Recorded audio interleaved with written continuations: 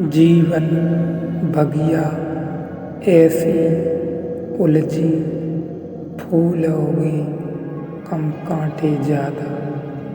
सिमटा जीवन डूबी सांसें, आना है तो अब भी आजा। जोगी तू क्यों आया मेरे द्वार, तेरी आँखों में नहीं दिखता सपनों का अब वो संसार। परमात्मा से प्रार्थना के बाद जिज्ञासा का आरंभ है। प्रार्थना के बाद ही जिज्ञासा हो सकती है। प्रार्थना हृदय को उस स्थिति में ला देती है, उसे और संवेदनशील मनोदशा को पैदा कर देती है, जहाँ जिज्ञासा कौतूहल नहीं रह जाती, मुमुक्षा बन जाती है। प्रार्थना से रहित जो जिज्ञासा, वो केवल बौद्धिक खिलवाड़ है। और जिसने प्रार्थना यही की ओर पूछा है, उसने पूछा ही नहीं। जिसने घर का द्वार वेद हैं, अंधेरे में बैठकर जो पूछ रहा है सूर्य क्या है, प्रकाश क्या है, वह पूछता रहे, उत्तर उसे नहीं मिल पाएगा।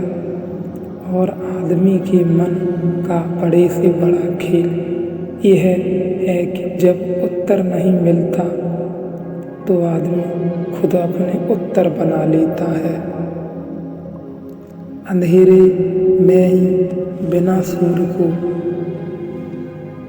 जाने ही या तो कहने लगता है सूर्य नहीं है, इसलिए नहीं कि उसने जान लिया कि सूर्य नहीं है, बल्कि इसलिए कि चूंकि वह नहीं जान पाया और जिसे वह नहीं जान पाया उचित है कि वह उसे इनकार कर दे, क्योंकि जिसे हम नहीं जान पाते अगर हम उसे इनकार कर दें तो हम उसे इनकार मन में एक बेचैनी खड़ी ही रहती है। इनकार करने से बेचैनी भी खो जाती है। हम अपने अंधेरे में ही आश्वस्त हो जाते हैं, लेकिन जिसने घर के द्वार नहीं खोले हो जाते, जिनके घर के द्वार नहीं खोले जाते, लेकिन जिसने घर के द्वार नहीं खोले वही कितना ही पूछ क्यों न ले सूर्य क्या है, प्रकाश क्या है, उत्तर उसे नहीं मिल सकता है। नहीं मिले उत्तर तो वह यह भी कर सकता है कि इनकार भी न करे, अपने ही मन का सूर्य गढ़ ले और कहने लगे सूर्य है, और अपने ही मन में रचना कर ले और अपने ही सिद्धांत निर्मित कर ले। अंधेरे में खड़ा नास्तिक भी उतना ही झूठा है जितना अंधेरे में खड़ा अस्तित्व झूठा है। नहीं जिसने जाना उसका वह कहना भी व्यर्थ है कि ईश्वर है। ये दोनों बातें ही व्यर्थ हैं और बड़ा अतरज है कि बीच जिन दोनों को ही पता नहीं है। अज्ञान बहुत विवादग्रस्त है। अज्ञान जानता नहीं लेकिन मुखर बहुत है। विवाद तो किया हो लेकिन मतवाद तो खड़े ही किष्ट ही जा सकते हैं। फलस्वरूप वस्तुतः अंधेरे में ही मतवाद खड़े होते हैं। प्रकाश में कोई बात नहीं है, प्रकाश काफी है, बाद की कोई जरूरत नहीं है। सब सिद्धांत अंधेरे में निर्मित होते हैं। प्रकाश में सिद्धांतों की कोई भी जरूरत नहीं है। जहाँ सत्य प्रकट है वहाँ शब्द खो जाते हैं, और जहाँ सत्य ही समक्ष है वहाँ सिद्धांत को बनाने का कोई प्रयोजन नहीं रह जाता है। सिद्धांत परिपूरक है। सत्य को पता नहीं है तो सिद्धांत बनाकर हम सत्य की जगह उसे खड़ा कर लेते हैं। ठीक जिज्ञासा प्रार्थना से शुरू होती है। जब मैं ऐसा कहता हूँ तो उसका अर्थ यह है कि जो सूर्य को जानने चला है कम से कम एक शर्त पूरी कर दे कि अपने मकान के द्वार खोल दे।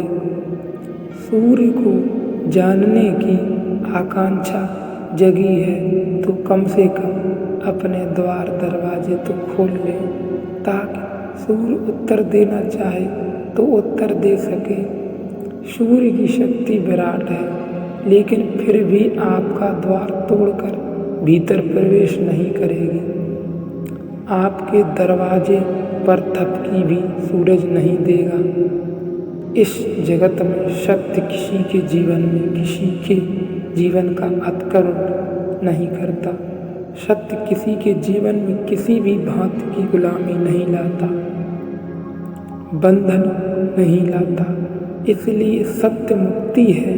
सत्य जबरदस्ती आरोपित नहीं होता जब तक कि आप तैयार न हो। सत्य आपके द्वार पर खड़ा रहेगा, लेकिन थपकी भी नहीं देगा, द्वार खटखटाएगा भी नहीं। आपको तैयारी आपकी हृदय से दिया गया निमंत्रण है। आपका आगमन बन सकता है, लेकिन आपके निमंत्रण का मतलब है जब तक कि आपका द्वार खुला न हो।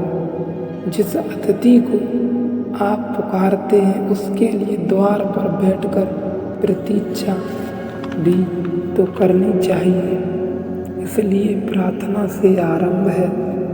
प्रार्थना हृदय के द्वार को खोलने की विधि है।